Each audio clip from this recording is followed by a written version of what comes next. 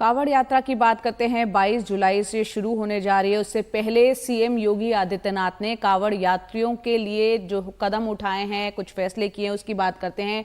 UP में कांवड़ मार्गों पर खाने पीने की दुकानों पर नेम प्लेट लगानी होगी। दुकानों पर जो उसके संचालक हैं, कर्ता धर्ता हैं, जो मालिक हैं, उनका नाम वहां पर लिखना होगा। यानी कि सीधे तौर पर अपनी पहचान वहां पर उजागर करनी होगी, पहचान बतानी होगी।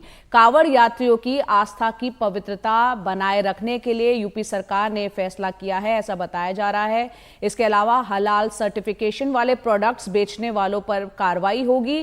कांवड़ यात्रा के दौरान हलाल सर्टिफिकेट वाले प्रोडक्ट्स बेचने पर कार्रवाई तय है।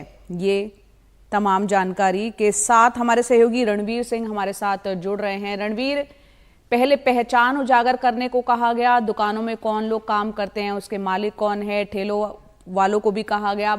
अब हलाल सर्टिफिकेट वाले प्रोडक्ट्स बेचने वालों पर कार्रवाई की बात सामने आ रही है। यूपी सरकार की इसके पीछे क्या मंशा है, तर्क क्या दिए जा रहे हैं?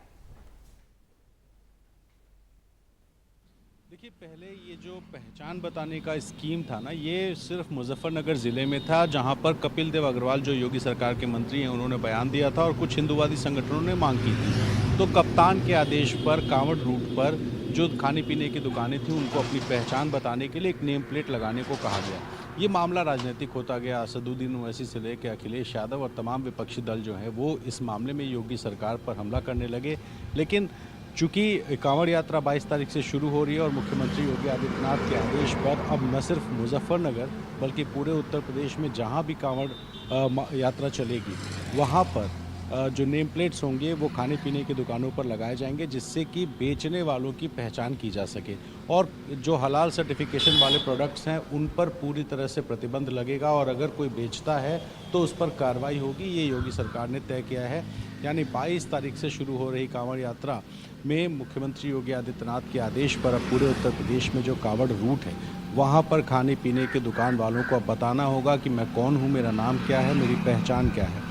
तो ये जो आदेश है निश्चित तौर पे ये कांवड़ यात्रा को देखते हुए भले लिया गया हो, लेकिन एक राजनीतिक आदेश है और इसको लेकर के राजनीति और ज़्यादा गरमानी तय है, क्योंकि लगातार ओवैसी से लेकर के अखिलेश और तमाम विपक्षी दल ये मांग करते आ रहे हैं कि ये गलत है। अखिलेश यादव ने तो कोर्ट से भी संज्ञान लेने को कहा है कि इस तरह से जो सामाजिक सौहार्द है वो बिगड़ेगा, इसलिए कोर्ट इस तरह के आदेशों पर संज्ञान ले।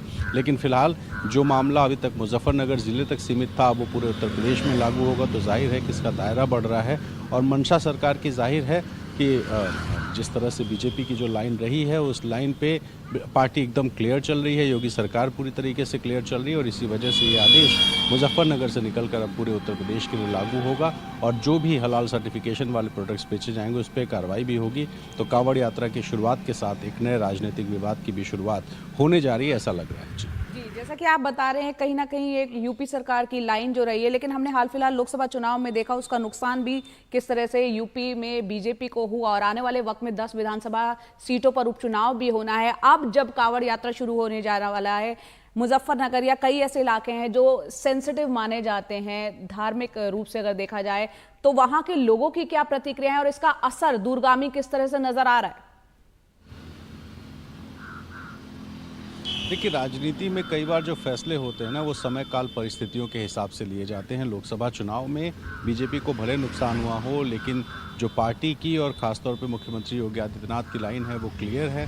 जहां तक रिएक्शंस की बात रही तो जाहिर है कि जिसकी सोच प्रो हिंदूवादी है वो इसको सही मान रहा है और जो थोड़ा सा दूसरे पैटर्न से सोचता है वो इसको गलत कह रहा है। सबकी अपनी अपनी अलग अलग राय है। अब इसको किसको सही कहें किसको गलत, ये शायद जनता पर छोड़ देना बेहतर होगा। लेकिन फ़िलहाल ये एक ऐसा मामला है जिसमें कांवड़ यात्रा ऐसा नहीं है कि अभी से शुरू हुई है। सैकड़ों साल पुरानी एक परंपरा रही है जिसमें गंगा जल लेकर के कांवड़िए निकलते हैं और शिव मंदिरों में चढ़ाते हैं। लेकिन जब से योगी आदित्यनाथ मुख्यमंत्री बने हैं तब से उत्तर प्रदेश में कांवड़ यात्रा में जो कांवड़िए हैं उनको हेलीकॉप्टर से फूलों की बरसात कराई जाती है। डीजे बजाने पर प्रतिबंध नहीं लगाया गया, लेकिन जो डेसिबल है वो मानकों के हिसाब से हो ये तय किया गया है। और साथ ही जो कांवड़ यात्री हैं उनके लिए जो फैसिलिटीज़ है उसको लेकर के खास फोकस रहता है। तो जाहिर है जब सरकारें बदलती हैं और सरकारों का एजेंडा तय होता है तो उस हिसाब से काम होते हैं और ये योगी सरकार है जिसमें कांवड़ियों पर हेलीकॉप्टर से फूल भी इस साल बरसाए जाएंगे फिर से।